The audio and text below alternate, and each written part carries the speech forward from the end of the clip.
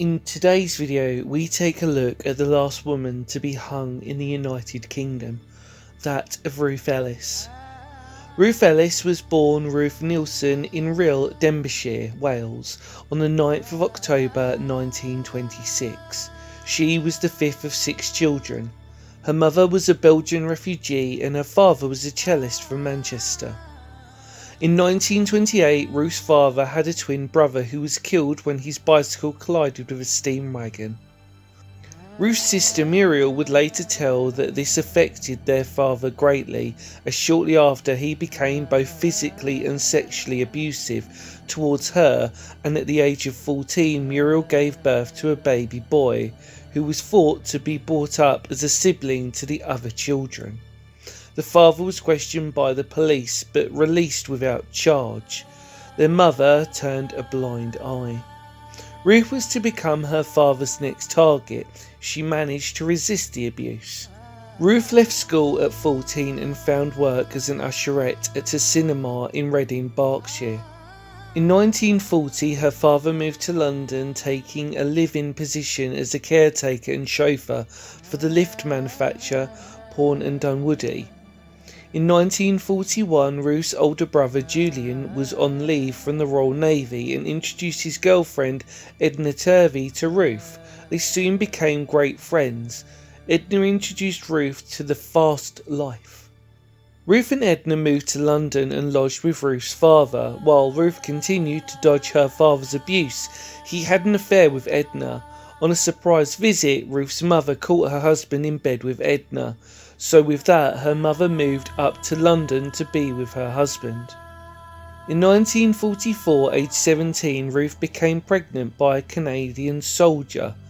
She was forced to go into a nursing home in Gilsland, Cumberland, where she gave birth to a son, calling him Claire Andrea Nielsen, also known as Andy. The father only sent money for a year and then stopped. Andy was looked after by Ruth's mother while she worked in factories and did clerical work. At the end of 1940, Ruth was doing nude modelling, which was well paid. She was a hostess at a court club in Duke Street, Hampstead. The manager, a Maurice Conley, would blackmail his employees into sleeping with him. By early 1950, Ruth was making money as a full-time service escort. She became pregnant by one of her regular clients, but had the pregnancy illegally terminated and soon after returned to work. On the 8th of November 1950, Ruth married 41-year-old George Johnson Ellis, a divorced dentist with 2 sons, at a register office in Tunbridge, Kent. George was a regular at the club. He was violent and possessive, as well as an alcoholic, who was convinced that Ruth was having an affair. Ruth left him several times but would always return. In 1951, Ruth gave birth to their daughter Georgina, but George refused to acknowledge paternity. They soon separated and divorced. When Ruth was 4 months pregnant with Georgina, she appeared as a beauty queen in the film Lady Godiva Rides Again. Ruth returned to prostitution following her divorce from Ellis. She and Georgina moved in with her parents. In 1953, Ruth became the manager of the little club in Knightsbridge. By this time, Ruth had many celebrity friends and admirers who would give her expensive gifts. Ruth met David Blakely, 3 years her junior, through her friend, the racing driver Mike Hawthorne. Blakely was a well-educated public school boy who went to Sandhurst. He was also a racing driver and a heavy drinker. Within weeks of meeting, Blakely moved into Ruth's flat above the club, despite already being engaged to Mary Dawson. Ruth became pregnant for the 4th time, but again had a second termination. Ruth then began seeing Desmond Coulson, an ex-RAF pilot who had flown Lancaster bombers during the Second World War. When he left the RAF, Coulson took up accountancy and was later offered a position as director in his family business, Coulson & Co., a wholesale and retail tobacconist with outlets in London and South Wales. Ruth moved in with Curzon at 20 Goodwood Court, Devonshire Street, north of Oxford Street. She continued her relationship with Blakely, even though it was becoming increasingly violent. They both continued to see other people.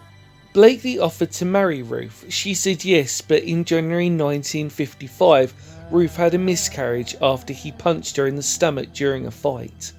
On Easter Sunday, 10th of April 1955, Ruth took a taxi from Curzon's home to a second-floor flat at 29 Tanser Road, Hampstead, the home of Anthony and Carol Findlater, where she suspected Blakely to be.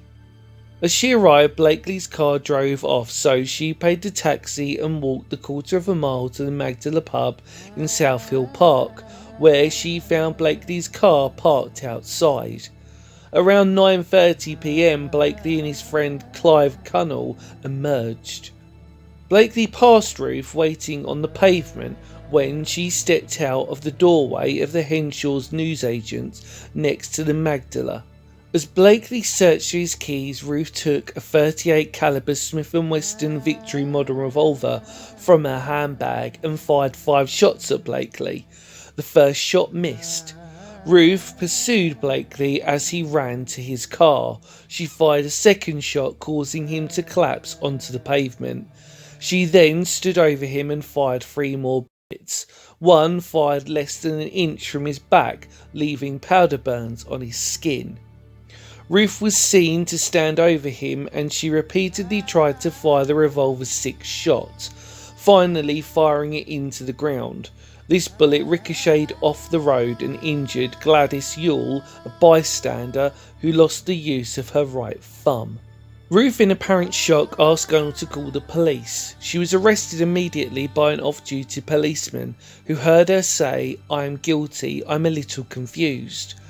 Blakely's body was taken to hospital with multiple fatal wounds to his intestines, liver, lung, aorta and trachea.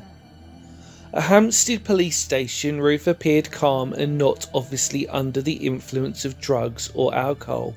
Ruth was ordered to be held on remand at her first appearance at the Magistrates' Court on the 11th of April 1955. Ruth was examined twice and found not to be suffering any mental health illness, nor having any evidence of insanity. On the 20th of June 1955, Ruth appeared at No. 1 Court at the Old Bailey, London, before Mr. Justice Havers. Ruth was dressed in a black suit and white silk blouse, and her hair freshly bleached blonde. The only question put to Ruth by the prosecutor, Christmas Humphreys, was, when you fired the revolver at close range into the body of David Blakely, what did you intend to do? She answered, "It's obvious, when I shot him I intended to kill him." The reply guaranteed a guilty verdict and the mandatory death sentence. The jury took 20 minutes to convict her. Ruth remained at Holloway Prison while awaiting execution. Ruth told her mother she did not want a petition to reprieve her from the death sentence. However, relatives urged her solicitor to write a 7-page letter to the Home Secretary for a reprieve. The request was denied. On July 12, 1955, the day before Ruth's execution, her solicitors went to visit her to try and secure a reprieve. Ruth told them that Curzon had given her the gun and taught her how to use it on the weekend before the shooting. He had also taken her to the murder scene. Taking her story back to the Home Office, police made further inquiries, but it made no difference to the decision. In fact, it made Ruth's guilt greater, showing the murder was premeditated. In a final letter to Blakely's parents, Ruth wrote, "I have always loved your son, and I shall die still loving him." The Bishop of Stepney visited Ruth before her execution, just before 9 a.m. on the 13th of July 1955.